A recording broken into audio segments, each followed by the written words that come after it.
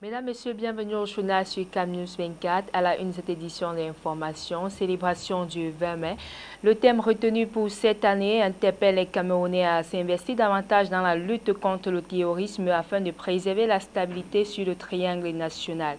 Et puis, réseaux sociaux en plein essor, doit-on accorder plus de crédibilité aux informations qui nous viennent de ces espaces de communication? C'est à suivre également dans cette édition d'information. Une fois de plus, bienvenue au journal sur CamNews 24. Campagne agricole 2016, le ministre de l'Agriculture et du Développement rural poursuit son périple dans le Septentrion, une visite qui a conduit Henri Eyebe à Issy, dans la région de l'Adamawa. Mercredi dernier, précisément au ranch de Goumdia, le propriétaire du groupe Fadil, où le membre du gouvernement a été ébloui par un label unique et pluriel. Gustave Canada, Ghislain Congan. Assurer la sécurité alimentaire, créer des emplois, réduire les importations agricoles, accélérer les exportations et autres animer les communautés pour un regain d'intérêt au profit des activités rurales, telles sont les balises de la politique agricole déclinées par le chef de l'État camerounais à l'occasion du comice agro-pastoral des Bolovans en 2011. Paul Biya annonçait ainsi les couleurs, mais surtout exprimait le vœu de l'éclosion d'une agriculture de seconde génération. C'est donc dans cet esprit que le ministre de l'Agriculture et du Développement rural a fait le tour du propriétaire du ranch de Goundiel mercredi dernier dans la région de l'Adamawa à l'occasion du lancement de la campagne agricole 2016. Henri Eyebe ici est allé palper de plus près cette politique agricole révolutionnaire aujourd'hui fidèlement incarnée par le ranch de Goundiel, où foisonne admirablement et efficacement une diversité culturelle adossée sur des moyens techniques et surtout une maîtrise des rouages de l'agriculture moderne. Situé dans la région de l'Adamawa, région château d'eau du Cameroun, à 75 km de la ville de Ngaoundéré, dans l'arrondissement de Belel, le ranch de Goundiel est un label unique et pluriel qui repose sur deux structures fondamentales, toutes des entités du groupe Fadil. D'une part, le complexe agro-industriel du Cameroun, CAIC, étalé sur une surface aménagée de 4500 hectares, s'occupe du volet agricole et on peut aisément en apprécier l'effectivité à travers la culture du maïs, du stylosanthès et autres bracharia, des aliments incontournables dans l'élevage bovin, notamment la nutrition. D'autre part, la Société Générale de Développement et d'Élevage, SOGEDEL, orientée vers l'élevage. Deux entités complémentaires qui dessinent, mieux traduit s'il en était encore besoin, toute la synergie entre ces deux pôles d'activité. En clair, il s'agit, pour paraphraser le président directeur général de SOGEDEL, Mohamedou Bayrou Fadil, d'une agriculture au service de l'élevage. Une osmose qui n'a pas laissé indifférent le ministre de l'Agriculture et du Développement rural. Henri Eyebe ici a dit tout son enthousiasme et exprimé son soutien à cette volonté manifeste d'œuvrer sans relâche à faire du secteur agro-industriel un moteur de la croissance économique du Cameroun. Un sentiment renforcé par les grandes ambitions affichées à l'horizon 2017 par le directeur général du complexe agro-industriel du Cameroun, Abdoulaziz Bayrou Fadil. Monsieur le ministre, le complexe agro-industriel du Cameroun, CAIC, a une surface aménagée de 4500 hectares et pour l'instant nous utilisons 600 hectares de terrain pour la culture de maïs en silage, du stylosanthès et du bracharia, des aliments destinés au bétail. Avec un parc de matériel agricole bien fourni et une maîtrise des techniques agricoles et agronomiques, nous pouvons mettre en place un lit de semences sur 250 hectares en une semaine. C'est pour cela que le complexe agro-industriel du Cameroun a pour objectif à l'horizon de 2017 d'effectuer une expansion de ses surfaces cultivées afin d'atteindre 2000 hectares qui seront réservés à la culture de maïs grain et de soja destinés à la consommation humaine et de faire un essai de 100 hectares de la technique de goutte à goutte, technique qui nous permettra de faire 2 récoltes par an. Seulement, la réalisation de tous ces ambitieux challenges bute sur une quasi-absence de subventions, mais surtout un déficit énorme en matière d'infrastructures diverses, principalement énergétiques et routières, des goulots d'étranglement qui sont d'un poids susceptible de plomber la marche, qui pourtant se veut irréversible du Cameroun, vers une migration stable et maîtrisée de l'agriculture de seconde génération et partant compétitive, autant au niveau régional que mondial. D'où la main tendue au gouvernement. Confrontée à de multiples défis, cette belle région agricole du Cameroun ne pourra faire valoir tout l'étendue de son potentiel que si les infrastructures routières et énergétiques sont mises à disposition. Il convient tout de même de noter que le ranch de Goundjel s'articule autour de 3 axes cardinaux, à savoir la nutrition animale, la santé et l'amélioration génétique. Des vecteurs qui mettent allègrement en exergue la relation étroite entre l'agriculture et l'élevage. Et en parlant d'élevage précisément, l'aspect innovateur est sans doute le recours à la technique d'insémination artificielle, à l'effet de rentrer de plein pied dans l'élevage intensif et par conséquent répondre à la compétitivité qui en découle. Une pratique aux résultats plutôt encourageants puisque sur 1500 inséminations artificielles faites par an, la Sogedel affiche un taux de réussite de 65%. De quoi nourrir beaucoup d'espoir. 44e fête nationale de la fête nationale. Une thématique contre le terrorisme. Le thème de la fête nationale invite une fois de plus les Camerounais à faire preuve de rassemblement pour un soutien efficace aux forces de défense dans la lutte contre le terrorisme. Un soutien qui suppose des contributions matérielles et morales. Colombe Katal, Josué Ngongang. La 44e édition de la fête nationale se célèbre le 20 mai prochain. Dans cette perspective, une fois encore, le thème choisi de cette année porte sur des ondes d'insécurité qui entourent le Cameroun.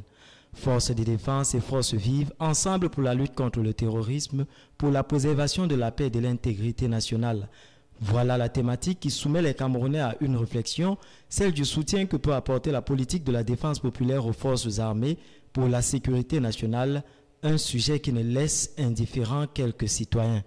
Je pense que concernant le soutien aux forces de défense, nous avons vu les différentes collègues qui sont partis de pratiquement tout le pays profond pour pouvoir soutenir ces forces vives. Et en plus, nous savons également qu'on fait appel aux populations pour, n'est-ce pas, donner des informations vitales, des informations qui peuvent éviter les pertes en vie humaine, sans oublier les comités d'autodéfense qui sont formés un peu partout dans le nord, n'est-ce pas? Tout ça concourt, n'est-ce pas, à rendre ces forces de défense un peu plus efficaces. Merci beaucoup. Dans un sens plus large, la République attend des forces vives une réaction de tous, du paysan à l'ingénieur, du commerçant à l'instituteur, qui donne de son temps, de son énergie et de ses biens pour défendre son territoire. Cela implique des contributions en somme et en nature pour les forces de défense lancées au front et au comité de vigilance mis en place pour la lutte contre la nébuleuse. La force vive, dans son rôle d'avant-garde, apporte la preuve de son allégeance aussi par la dénonciation de toute attitude suspecte et l'usage efficient du renseignement. Et se mettre ensemble, c'est quoi? C'est mettre de côté toutes ces informations qui tendent à faire de la diversion autour de la lutte contre Boko Haram. À un moment donné, les choses sont allées de tous les sens parce qu'on n'a pas fait remonter l'information auprès de ceux qui sont censés déployer les forces. Non. Aujourd'hui, il est question pour nous de nous mettre ensemble, de fédérer les efforts pour faire reculer l'ennemi.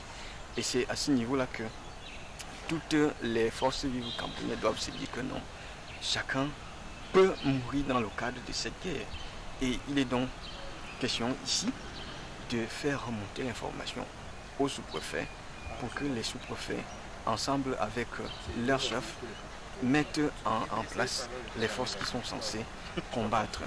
L'intégrité suppose entre autres choses des normes de moralité qui excluent toute tendance au détournement des fonds collectés en guise d'efforts de guerre et une répartition équitable du contribuable à toutes les factions prenant une part active à la paix territoriale.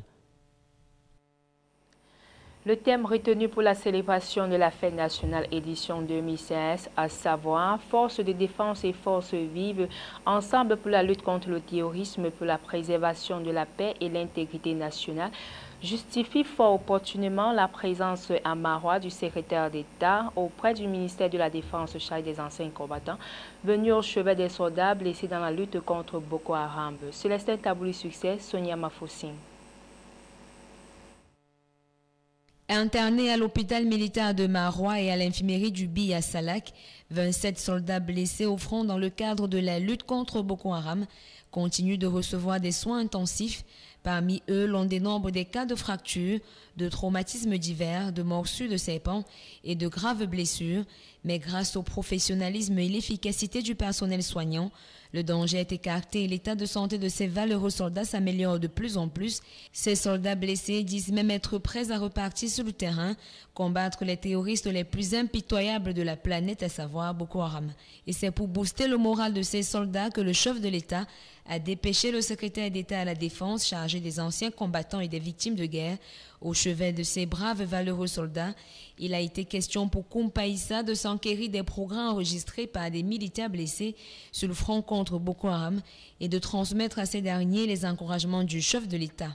Il est question de leur transmettre ce message de réconfort, de soutien et d'encouragement du chef de l'État, car comme vous le savez, ce sont des vaillants soldats qui ont essuyé des blessures au front dans le cadre de la guerre que nous menons contre la nébuleuse Boko Haram. Sensible donc à leur situation, le chef de l'État nous a demandé de leur transmettre toute la reconnaissance et la solidarité de la nation tout entière. Et c'est l'objet de notre présence ici. L'émissaire du président de la République a demandé à ces derniers d'être courageux. Il leur a rappelé qu'ils défendent une cause noble et que la République leur sera éternellement reconnaissante. Kumpaïssa leur a transmis le message de réconfort du chef de l'État et a remis à chacun des appuis financiers du président de la République.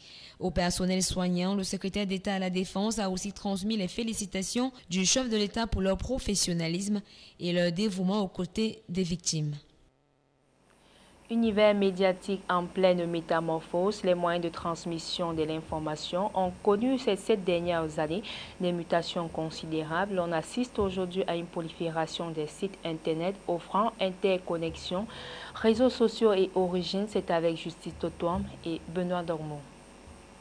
Lassé de la particularité des médias traditionnels, vous espérez trouver un fond d'honnêteté intellectuelle et de la vraie information, non filtrée, brute et claire en direct du terrain sur les réseaux sociaux.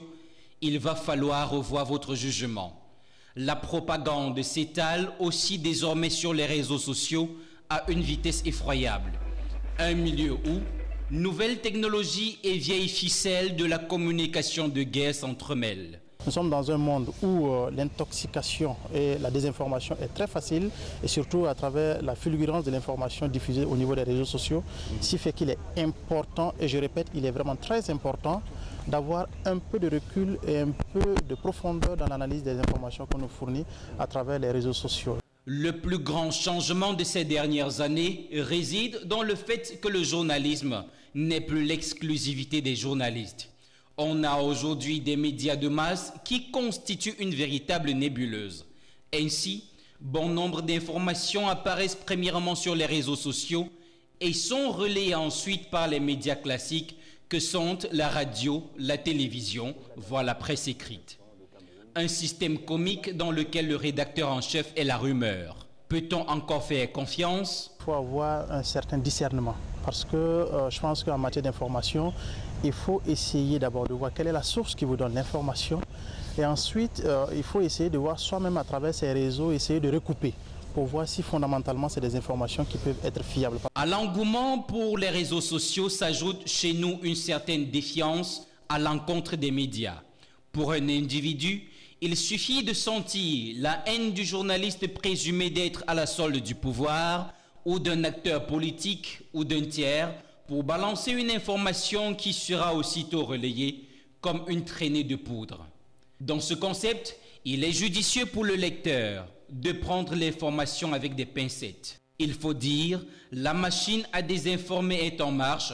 La vraie information, il serait judicieux de la puiser chez les médias crédibles, à défaut de retrouver la source de la nouvelle reçue. Éboulement de terre survenu ce jeudi au stade Amadou Ahidjo de Yaoundé qui a fait 1 mort et 2 blessés. Cette infrastructure sportive, la plus vieille du pays, est en pleine rénovation dans la perspective des phases finales de football, des CAN de football féminin 2016 et 2019. Reportage. Le drame s'est produit ce jeudi 12 mai 2016 à Yaoundé. Des employés de l'entreprise de droit égyptien Arab Contractor, engagés dans le chantier de réhabilitation du stade Omnisport Amadou Ahidjo, sont surpris par un éboulement de terre alors qu'ils effectuaient des travaux de construction d'un mur en béton en vue de la réalisation d'un second tunnel au stade, conformément aux nouvelles exigences de la Confédération africaine de football. Un ouvrier y a trouvé la mort, le nommé Bouba de nationalité camerounaise, originaire du Grand Nord. Il officiait en qualité de ferrailleur dans le chantier.